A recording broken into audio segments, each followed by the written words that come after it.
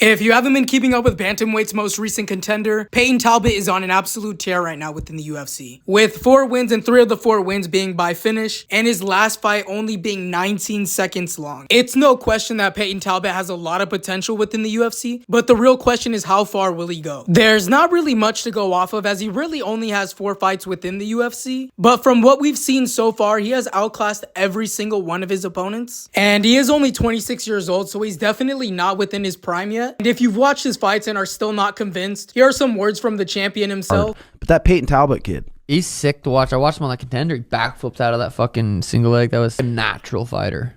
Sky is the limit for Payton Talbott, but the only area of concern that I would have is his grappling, as we don't really know where it's at right now. It hasn't been tested too much within the UFC, and there's a lot of great grapplers within the bantamweight division. The takedown defense definitely needs to be tested before we can 100% know that he's the real deal. Or just another striker that's good on the feet but melts when he has to defend the takedown. I know Payton Talbott said he doesn't like to be compared to Sean O'Malley, but I definitely see a lot of similarities in between their styles, and that would be such an exciting fight to see later on down the road when Payton Talbott racks up a couple more wins. But that is going to be all I have for you guys today. Let me know how far you think Payton Talbott will go in the UFC.